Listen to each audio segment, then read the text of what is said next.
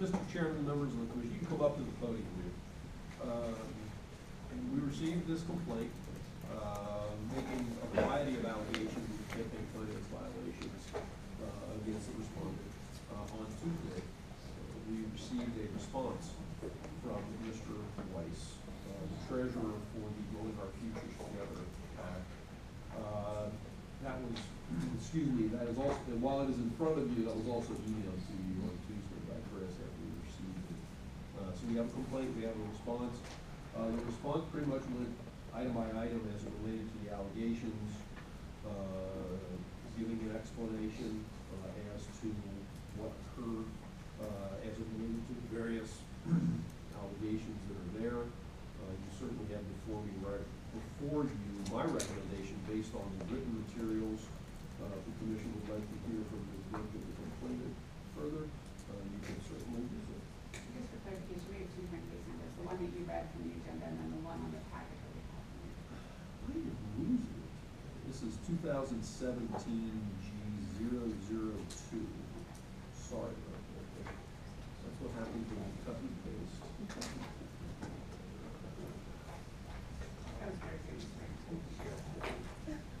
Spencer, you got a comment? Can you be sworn in? I solemnly swear or affirm that the testimony you're about to give is the truth, the whole truth, and nothing but the truth, so help you God. And it, Okay. So, like to speak on the case now? Well, pretty much what I have written in my complaint is what I have to say, but now that I've had a chance to read Mr. Weiss's response, for me, I only have more questions. As I pretty much say in my complaint, what led me to look into this, I am a Board of Education member for the Cuyahoga Falls City School District, and I've been a Board of Education member for 11 years. And when I read that article in the paper that we spent $10,000 to pass a levy that was, if it didn't pass, it was going to expire, and we were all going to raise our taxes by voting no, I thought that was quite odd. Number one, that we would spend $10,000 to pass a levy that pretty much probably was going to pass without any campaigning whatsoever.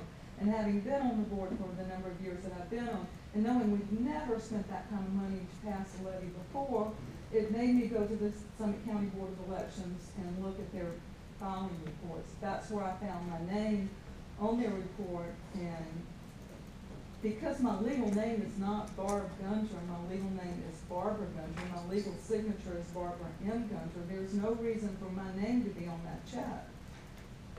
Even if somebody looked at it and said, well, I think that's Barb Gunter, they surely would know that they could write a check out to me as Barb Gunter, because I couldn't sign it as Barb Gunter because that's not my legal name. Also, the expenses from Burgess and Burgess not being carried forward, I don't understand how, that they didn't do that. They knew that expense was there. This is also a group of people that was counseled by Burgess and Burgess on how to run a campaign and how to fill the campaign finances out without any violations, and yet all these violations appear to have taken place. For me, as a Board of Education member, as we move forward into the world of education and finance, and know that we are going to have to ask our communities for more and more money, it's more and more important that when we do it in a clear and transparent and appropriate way, and when we don't, that we're held accountable for it so that the community knows where their money is going.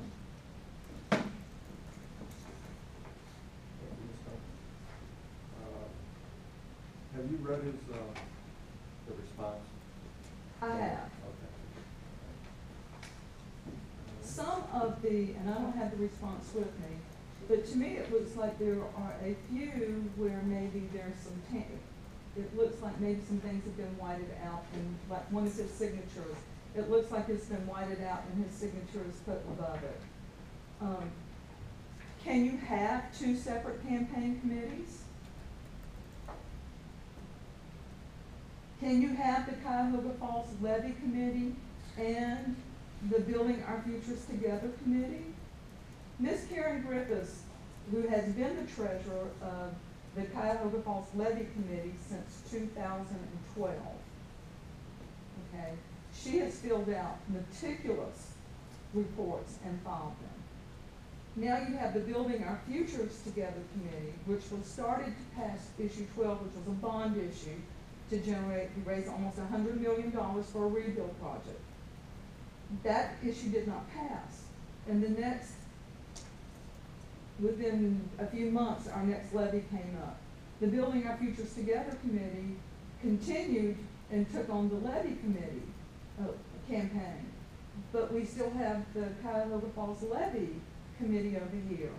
And now the Building Our Futures Committee is running the campaign for the levy. So we have two committees acting for the same thing with two different names. Essentially, basically, yes. Okay. I mean, as a candidate for a position, you can only have one campaign committee. But as it relates to a PAC, which is what this essentially is, you can have as many PACs as you want.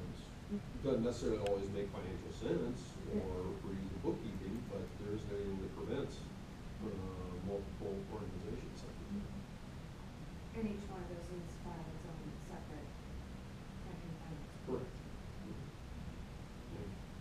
And is that what happened here? That appears to be the case, yes. I don't know, I mean, I looked back into the things, and we did have a couple of prior referrals to the Cuyahoga Falls, the 2015 R017, that we did caused, and they had a couple of priors dating well back, 2002 and 1987. As it relates to that, they filed a mid-year, 1 day late and one, and back in 2002, they were substantially late filing their annual plan back then. But that's the history of the Cuyahoga Falls Levy Committee as it relates to this committee, though. It was created in 2015, I think, and if you follow the numbers all seem to add up. And based on what my reading of the response, it responded to all the allegations in the complaint, corrected all the items, that were there as it relates to the complainant's reports. Now, I will certainly, it was not necessarily timely filed, even on that, but that's something I can get into and discuss my recommendation to you. Any questions for Ms. Compton?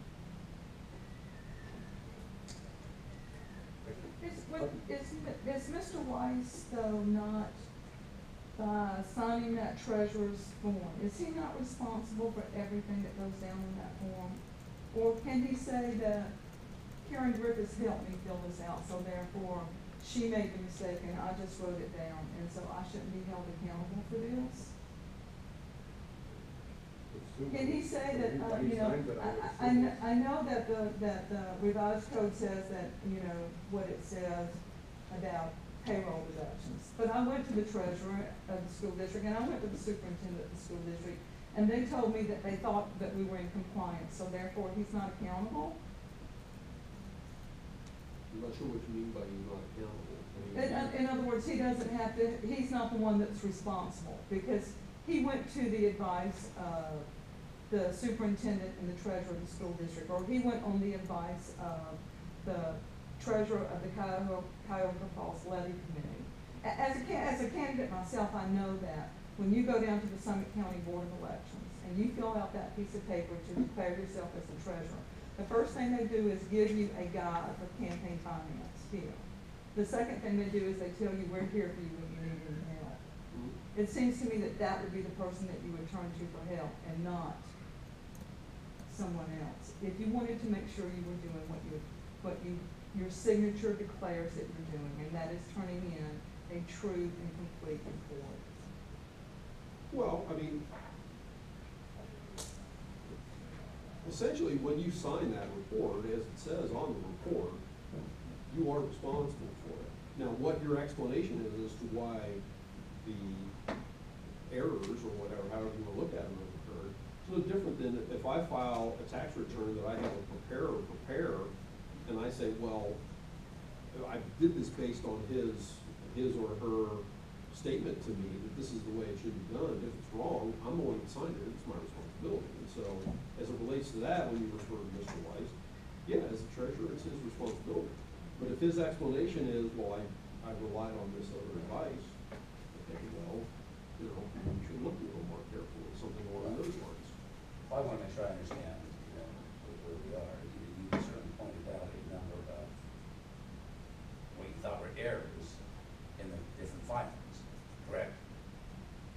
Yes? Yes, that's okay. And if I'm looking at, Mr. Wise's response, apparently he has agreed that they made a number of errors. Yes. All right, because they filed this correction, this correction, this correction, this correction. Okay, so if you say they made mistakes, he's admitting they made mistakes. Is there something else other than that we're really looking at right now? No, I don't guess so. I mean, I'm just, you know, and so it was good that someone is looking over individuals at the local level to make sure they do the paperwork correctly. So it can be brought to our attention, and then it can be brought to whoever filed the report, in this case, Mr. Wise, and they can correct things and basically admit they made a mistake. So is that where we're at?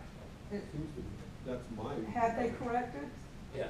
And it's been stamped by the Summit County Board of Elections? Has it been stamped by the Summit County Board of Elections that it's been corrected? I thought that was.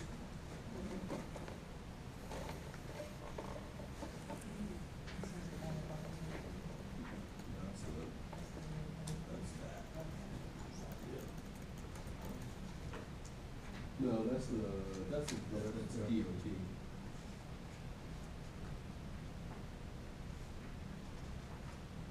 Well, I guess I was relying on the fact that he said that he filed all those in his sworn statement to us. Is it your allegation that he is not? That this is untrue? Is that what you're saying? No. Because it says in here, You just don't know. Yeah, I don't know. I well, mean, his statement in his sworn statement, Yeah. which is privileged, is, I did not notice this error in my review. I have corrected the error and filed a corrected report with the Board of Elections on February 13, 2017. Tax review, so.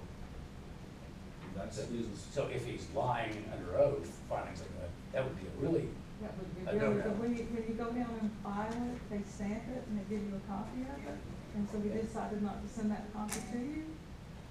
That's, would it be possible for Betty to make a quick phone call to the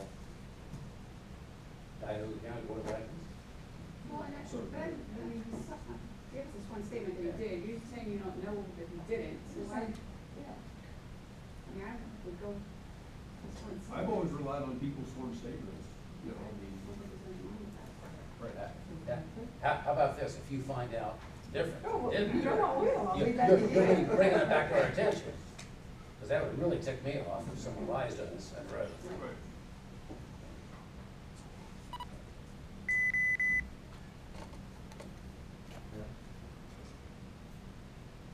Any other questions for Ms. Hunter? I'd like to hear what Director recommends. It's a lengthy one, Yeah. as you can see, and I'll go into all the various explanations as to why. And I'll work down through just what I have in front of me. There were allegations contained in the complaint, as I read it, prepared for the commission, that brought up violations of Ohio Revised Code sections 3517.092, 3517.22, 3599.031, 3517.13G, and 3517.13. Again, looking down my list, 3517.092 is the section that prevents improper solicitation of essentially public employees in a public facility where public business is taking place or while they're doing their business. I wouldn't necessarily argue that there's ever been a showing of that, but that's not the responsibility of the campaign committee. Those allegations, if you want to bring those allegations back to the district superintendent, you're welcome to do so, because that's where those things came from. replied to an email. You know, whether the commission would find a violation of that in the future, whether I'm not recommending, I'm not gonna sit here and say right now, you know, what would happen in the future, but that's not the responsibility of the campaign committee. Okay. And they didn't make those, at least, you know, there's nothing that shows that they made those requests. Those came from the district superintendent. I'm also recommending a dismissal of the allocation of 35-17-22, the false statement section. That particular section of law was declared unconstitutional about a year and a half ago, by the appellate court in Cincinnati, who had the ability to act on those kind of allegations. Dismissed the allegation of a violation of 35-99-031, which is the provision of law that talks about allowing, essentially allowing checkoffs for employees. You know, his statement in there that, based on what he was saying to us, at least, that the school district decided not to bill them was appropriate, because the provisions of that statute say that the school district has, excuse me, either the ability to, in order to pay for it, the school district, in this particular case, could be a corporation, could be anybody else in the statute, has the ability to either take some of the money that is being taken out of the employee's payroll, or just swallow the cost themselves. Now, obviously, they could have also billed the district committee for this, but he says that in, his statement said, in talking to, I guess it was the treasurer of the school district, they decided the cost was minimal, but the minimal said it wasn't worth doing that, so they didn't do it. That's an acceptable explanation. My recommendation is to find that there was no violation of the allegation under 35-17-13G, which is the section that says that you have, that no person shall knowingly conceal or misrepresent contributions given or expenditures made. Based on, again, my reading of his response, where he admitted that there were violations, but he certainly didn't say that there was anything, there was nothing else to show that there was actually knowingly concealing or misrepresentation or abuse of explanation of value or error that occurred. And then lastly, you get around to 35-17-13E, which is the section that obligates filing formal